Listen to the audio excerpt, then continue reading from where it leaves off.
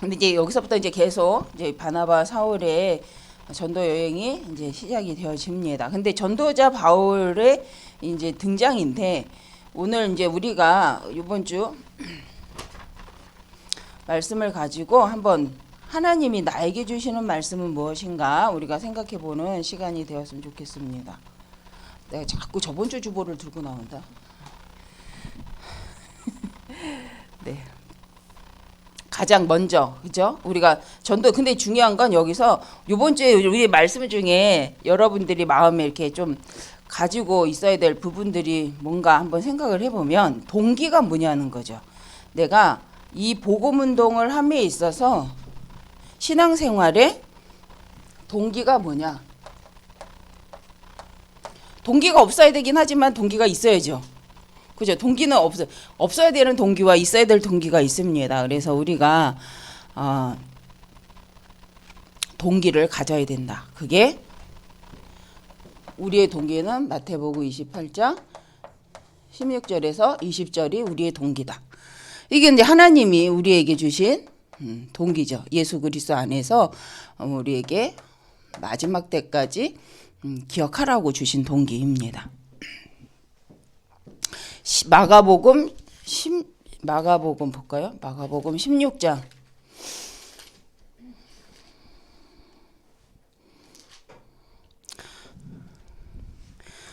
16장 그죠? 마가복음 16장 15절에서부터 그죠? 우리 18절까지이긴 한데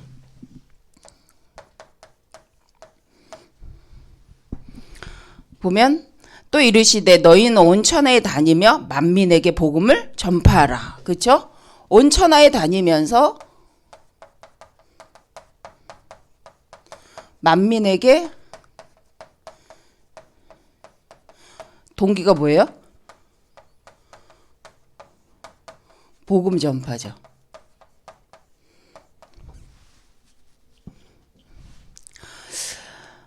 믿고 세례를 받는 사람은 구원을 얻을 것이요 믿지 않는 사람은 정죄를 받으리라. 그래서 믿는 자들에게 이런 표적이 따르리니 그죠? 믿고 중요한 건 믿는 자는 뭐부터 시작하는 거예요? 믿는 자는 믿음의 증거로 믿음의 고백으로 믿는 자는 세례 받아요. 이 세례가 어떤 의미예요? 세례가 어떤 의미예요? 나는 하나님의 사람이라고 내가 고백하는 거예요. 나는 하나님의 법 아래 살겠습니다라고 고백. 물론 성경에 예수님도 세례를 받았어요. 그렇죠? 예수님 세례를 받으셨는데 그때 받는 예수님의 세례는 뭐였냐면 내가 하나님 자녀라고 증거하기보다는 하나님의 질서가 그랬어요. 이스라엘에 세례를 받아야 돼. 30세가 되면 뭐 해야 돼요? 그 사회인으로서의 시작이야.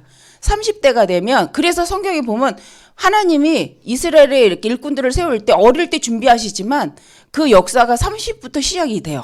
나이가. 왜 그러냐면 공식적인 법적 나이가 성인으로서 활동할 수 있는 나이라는 거예요. 근데 예수님도 그래 30이 되었을 때 세례를 받고 누구 앞에서 하나님이 인정받아. 그래서 예수님이 아니야 이게 하나님의 법이야 라고 세례 요한이 아니 주님 당신이 나한테 세례 줘야 되는데 내가 어떻게 당신한테 줍니까? 라고 했어요. 그랬더니 예수님이 아니라는 거예요. 이게 하나님의 뜻을 이루는 거래요. 그러면서 하나님이 세운 질서죠. 세례 요한을 세운 것도 하나님의 질서예요. 그 세례 요한을 통해서 하나님 세례를 주는 게 질서예요. 그 시대에. 그죠? 물론 창세기 영세전 하나님 주신 하나님의 법이 예수 그리스도가 먼저 법이 맞는데 지금 하나님 허락한 그 세상 법, 이스라엘 법 속에 예수님이 들어오셨잖아.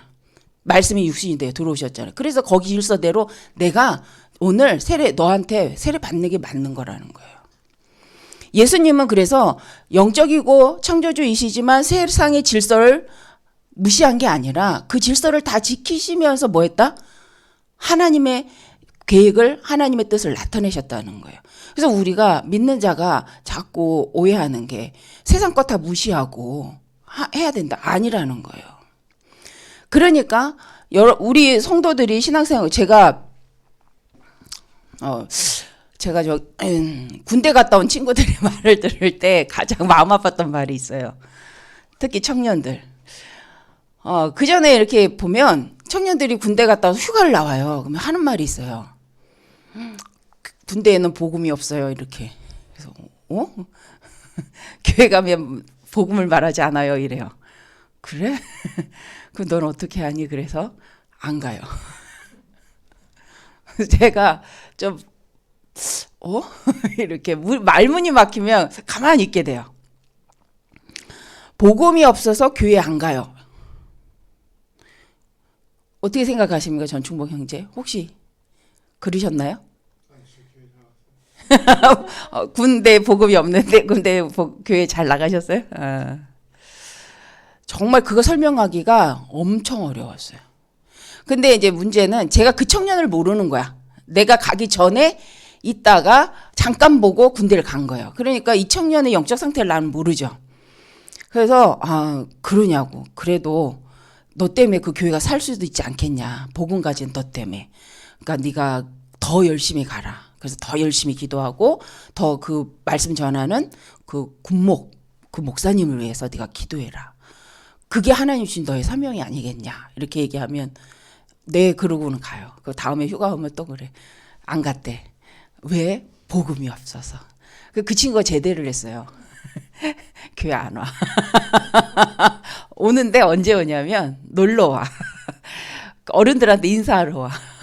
그걸 제가 안 게 분명 휴가 나왔는데 그 휴가 때도 그러더라고요. 휴가를 나왔는데 안녕하세요 안녕하세요 해. 그래갖고 그래 그러고 이제는 우린 대예배드리러 딱 다 들어가요.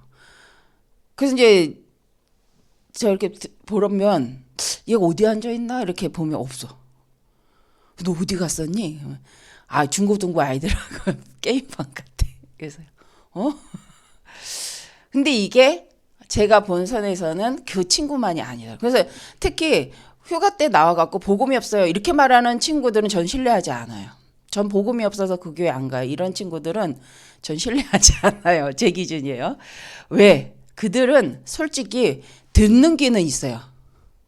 이게 복음이네, 복음이 아니네. 듣는 귀는 있어요. 그러나 내 건 아니에요. 그 들은 말씀을 갖고 나의 사명으로 붙잡고 해석해서 하나님 원하시는 언약을 찾아내지는 못한 사람이죠.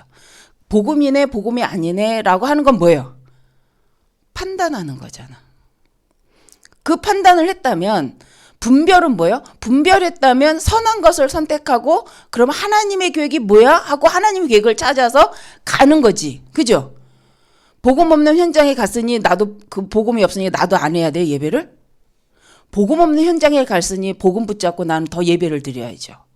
복음 없는 현장에 갔으니 나는 복음을 전달하기 위해서 기도해야죠. 그 자리에서. 어떻게 보면 그게 렘넌트 7명들의 특징이었죠. 그죠? 근데 우리는 없으니까 복음이 없으니까 복음을 비난하니까 말하지 않고 안 듣고 그래서 안 가는 거예요. 그러니까 이게 맞는 말 같고 믿음 좋은 말 같지만 굉장히 흑암적인 말인 거죠. 근데 이거 설명할 여러분은 그래도 알아듣는 것 같아서 여러분 얘기가 아니어서 그런가?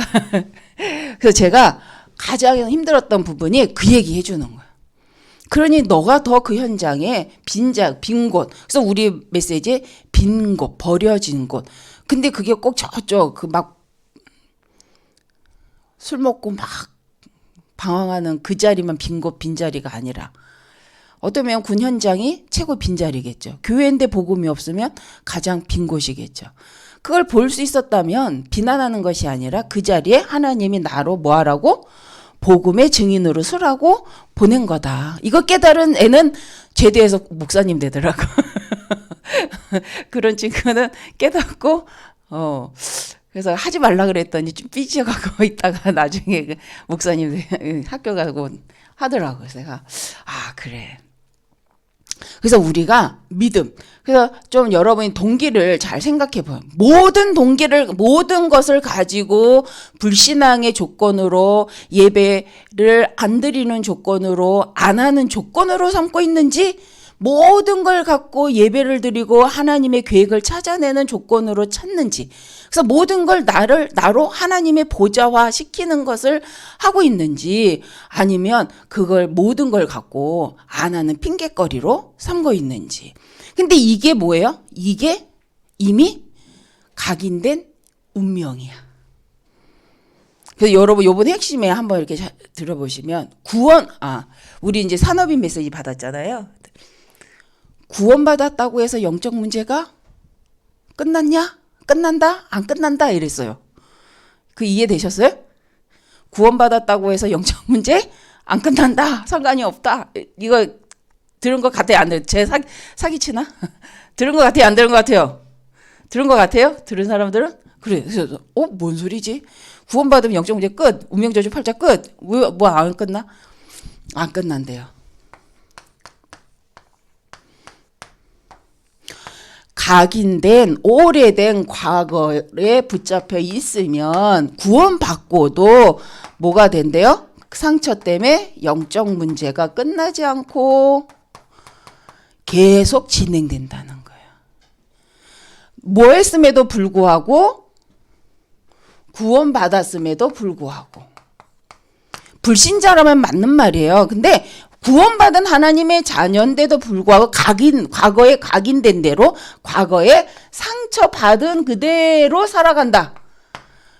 그래서 그 영적 문제가 치유되고 발판돼서 도전 하나님의 나만의 미션을 찾아내는 것이 아니라 이 문제가 계속하여 쌓여져 간다.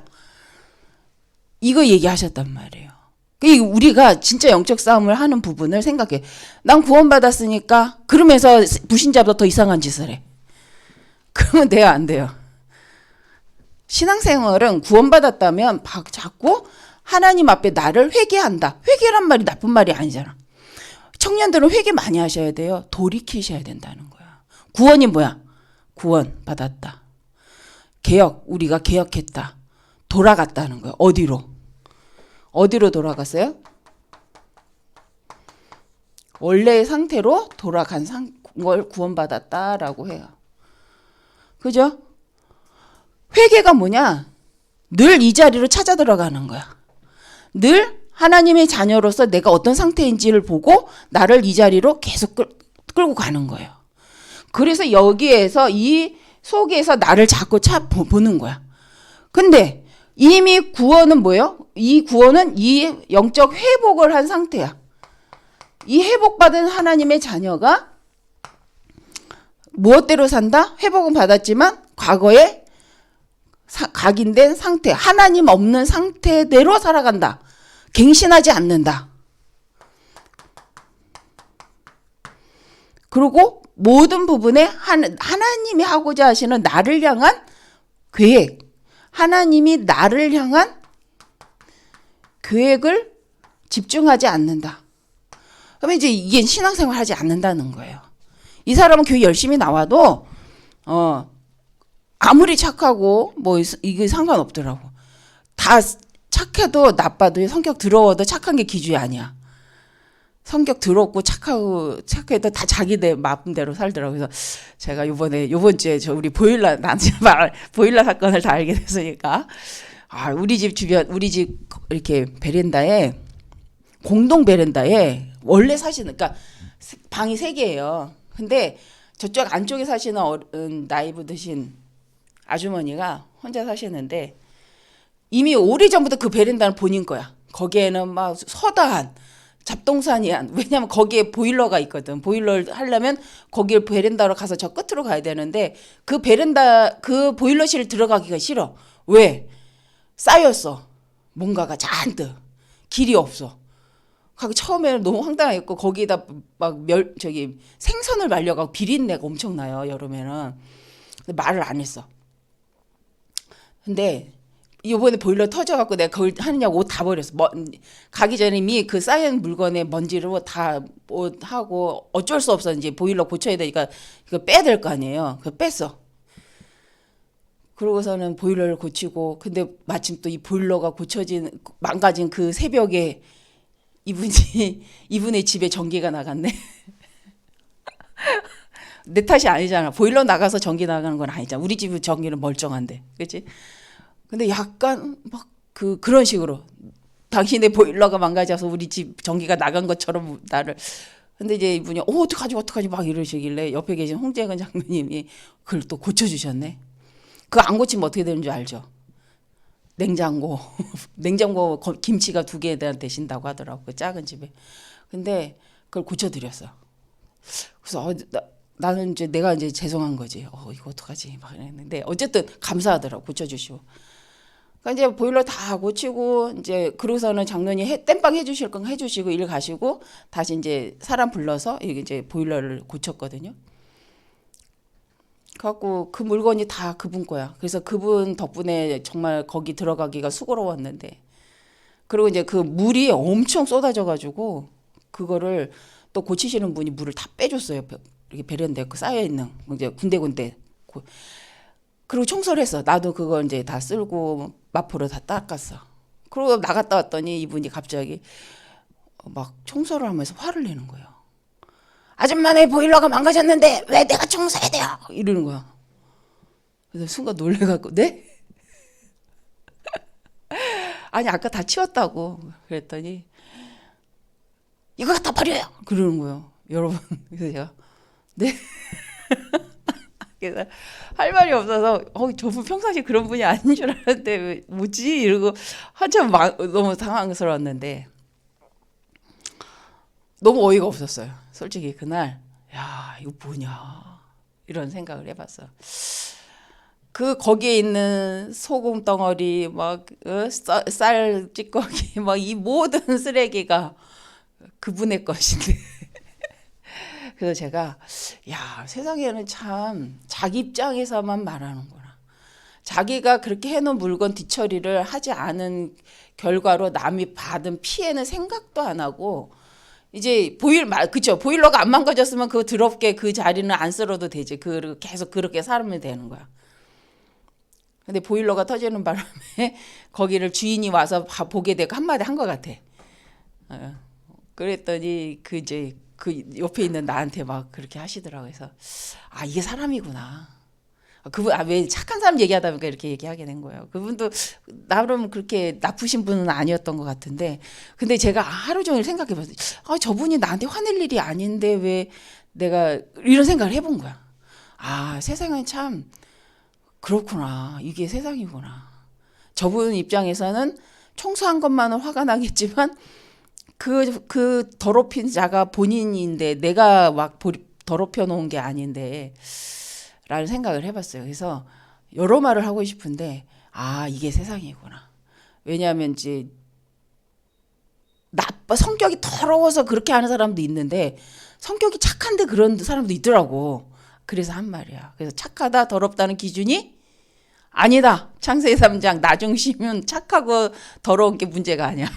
다 나중심이야. 그래서 그렇구나. 그래서 이제 물론 저도 이제 혹시 나도 저러지 않나 생각을 해봐야겠구나. 세상을 살아가면서 기준이 나중심이면 사람이 진짜 이상해지는 거. 근데 어제 핵심에도 나왔죠. 정신 문제. 정신병원 가면 정신 문제 있는 사람보다 더 심각한 정신병을 가진 사람이 세상에 더 많다. 아마 여러분이 그것을 현장에서 만나고 그런 사람들을 대해야 될 겁니다. 근데 그 사람들이 정신병원을 안 가고 정신과 약을 먹지 않는다는 것 때문에 정신병으로 못 봐서 시달릴 거예요. 정신병이야. 이러면 좀 나을 텐데 정신병이 아니라고 인정된 사람이 정신병 같은 행동을 할 때 아마 여러분이 시달릴 거야. 뭐지? 이렇게 착한 사람은 이러죠. 내가 뭘 잘못했지 하고.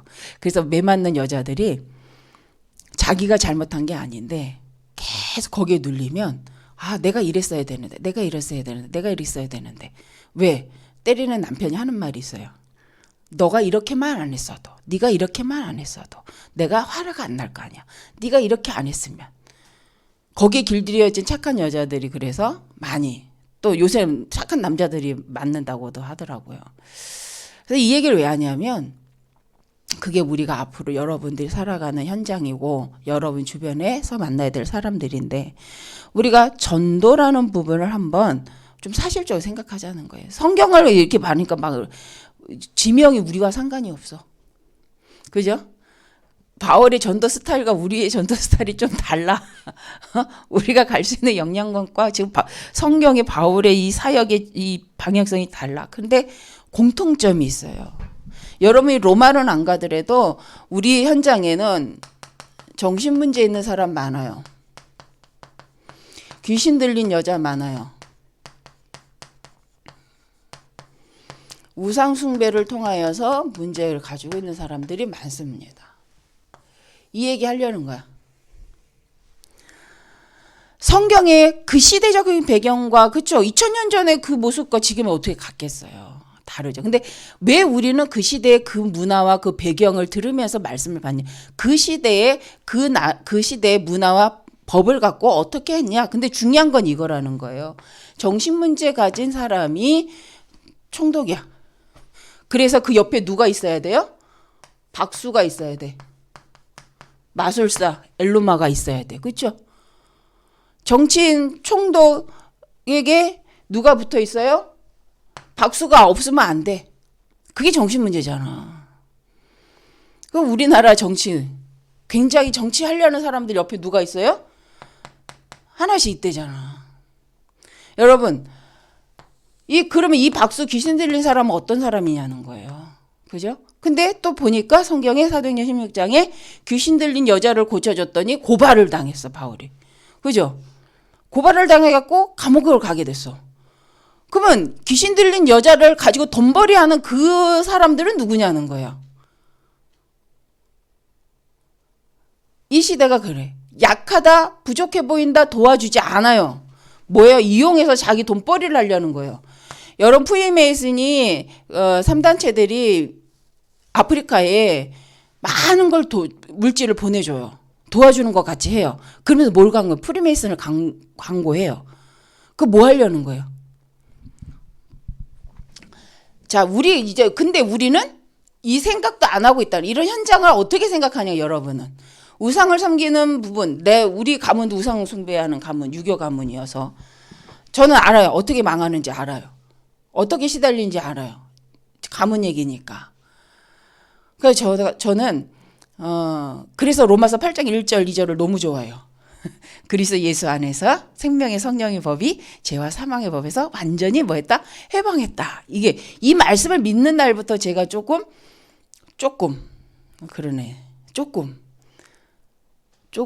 복음적인 생각을 했던 것 같아요. 근데 그 말씀을 계속 묵상할수록 맞아, 나 끝났지, 해방됐지, 예수 그리스도 안에 생명의 성령 끝났지. 이거를 몇 년을 지금까지 해요. 어디로 안 가려고?